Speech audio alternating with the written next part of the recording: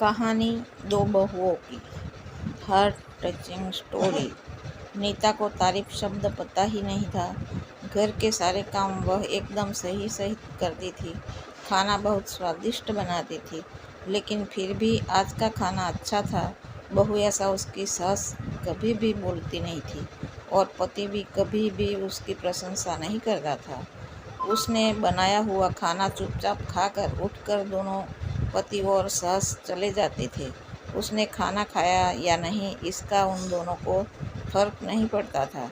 सास को वह पसंद नहीं थी। उसके हाथों से जरा सी भूल हो गई तो सास तुरंत गुस्सा करती थी। उससे भी बुरी बात यह थी कि उसके पति और उसके बीच बातचीत का ज़्यादा नहीं होती थी, और उन्होंने ये चुप्पी बनाई रखी थी। वह उस पर ध्यान नहीं दे रहा था। परदेश में पढ़ाई करने गया हुआ छोटा देवर मात्र समय समय पर नीता को फ़ोन करता था। पूछता था, भाभी कैसी हो? उसका फ़ोन आने पर नीता बहुत खुश होती थी। अपना मन हल्का करने का उचित स्थान था। नीता का कुछ ही दिनों में देवर की पढ़ाई खत्म हो गई और वह घर आया। थोड़े समय के भीतर उसे एक अच्छी नौकरी भी मिल गई। नीता को बहुत आनंद हुआ।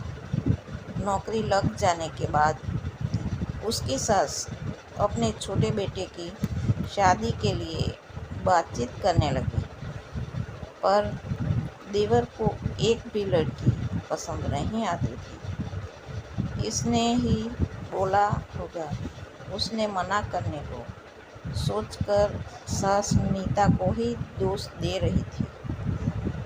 नीता को चिंतित देखकर देवर ने अपनी माँ से कहा, मैं एक लड़की से बहुत प्यार करता हूँ, मैं उसी से शादी करूँगा। उसने जिद की। देवर जी, यह बात पहले बतानी चाहिए थी ना। नीता ने ये बात अपने पति के कान पर डाली। इस बात पर उसने थोड़ी किटपिट की, लेकिन लड़की देखकर वह भी तैयार हो गया। सवाल बचा सास का। अपने छोटे बेटे का मन कैसे दुखाएगी वह। बाद में उनकी भी हाँ हो गई। नीता को बहुत खुशी हुई। उसे लगा एक अच्छी सहेली आ जाएगी अब साथ देने के लिए, दिल के राज बताने के लिए। पर कैसी होगी छोटी देवरानी? रस बस जाएगी हमारे साथ और इस घर में, या वह एक अलग दुनिया बसाने पर जो देगी देवर जी को? इस विचार से थोड़ा टेंशन में आ गई नीता।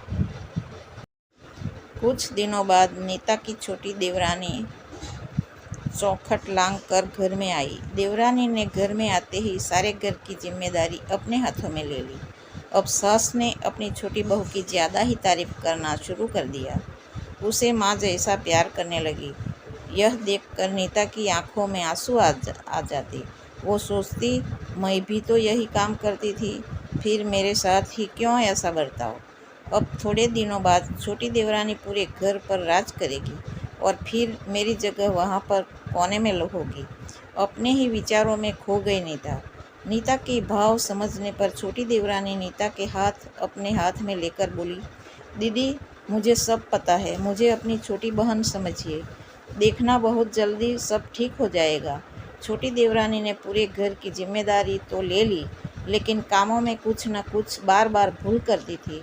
फिर देवरानी नीता के पास जाती और मदद मांगती थी। ऐसा रोज ही होने लगा। यह देखकर सास लेकिन गुस्सा हो गई। मेरे रहते हुए वह छोटी बहू बड़ी बहू को क्यों पूछती रहती है? फिर सास भी रसोई घर में आकर चार काम शुरू करने लगी। धीरे धीरे वह छोटी बहू के साथ साथ अनजाने में बड़ी बहू से भी प्यार से बर्ताव करने लगी। प्यार से बोलने लगी, नए पदार्थ दोनों को सिखाने लगी, भूल समझकर समझाने लगी। अब सास और दोनों बहुओं में अच्छी दोस्ती होने लगी। इस वजह से बड़ी बहू का स्वभाव भी अच्छा होने लगा। उससे उसके स्वभाव में खुलापन आ गया। सास भी दोनों के साथ कभी शॉपिंग तो कभी फिल्म देखने जाने लगी। वो अपनी दोनों बहुओं को समान प्यार करने लगी थी। इस वजह से घर का माहौल हंसता खेलता हो गया। इसके अलावा अपने भाई और उसके पति की बॉन्डिंग देखकर नीता का पति भी उसके साथ अच्छा व्यवहार करने लगा। यह देखकर छोटी बहू बहुत खुश हुई। दीदी, घर पर पहले आप ही का हक था, ऐसा बोलकर छोटी बहू ने पूरी घर की जिम्मेदारी अपनी जेठानी को दे दी। साल भर में नीता के देवर को अच्छे वेतन और बड़ी पोस्ट पर स्थानांतरित किया गया। अब छोटी देवरानी भी अपने पति के साथ परदेश जाएगी और मैं फिर अकेली रह जाऊंगी। इतना ही नहीं, इतने सालों बाद सास का व्यवहार जो इतने सालों बाद बदल गया था, वह फिर से वही हो गया तो इस विचार से नीता डर गई।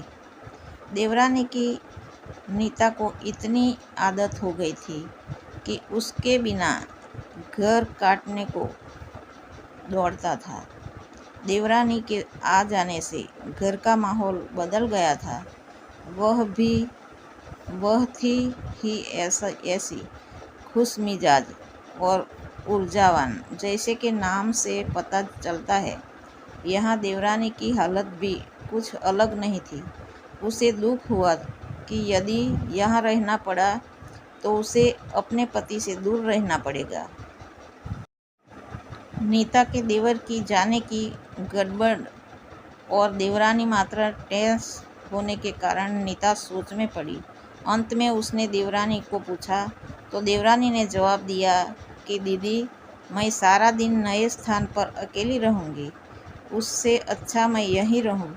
आपके देवर को बोला है मैंने, शनिवार और रविवार की छुट्टी में आप ही यहाँ आ जाया करें। मैं भी उसके साथ जाया करूँगी। बीच बीच में थोड़ा बदलाव के लिए उस पर यह बोलते हैं कि 6 महीनों में वापस यहाँ ही बदली कर दूँगा मैं, अपने पति की नकल करके देवरानी बोली और छोटी देवरानी भी हंसने लगी। अपनी आंखों में आंसू पोंछते हुए नीता बोली, छोटी, यह दिन वापस नहीं आने वाले। जाओ तुम अपने पति के साथ। उनके साथ भी तो कोई होना चाहिए ना। दीदी, आपने मुझे बड़ी बहन का प्यार दिया, वैसे ही भैया के रूप में मैं एक बड़ा भाई मिला।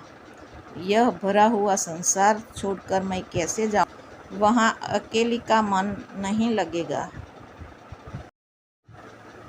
6 महीने का तो सवाल है, वह आते रहेंगे यहाँ पर। यह सुनकर नीता ने अपनी देवरानी को खुश होकर गले लगाया। तभी देवरानी नीता को बोली, अपने पति के साथ एक अलग जीवन बनाने में समय नहीं लगता।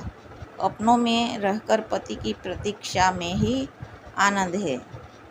दोस्तों, दो अलग अलग घर और ससुराल से आने वाली यह लड़कियां अपने नए घर के लिए सब कुछ करती है। पता ही नहीं चलता कि कब एक दूसरे की आदत हो जाती है। सच में देवरानी जेठानी का रिश्ता बहनों से कम नहीं होता है।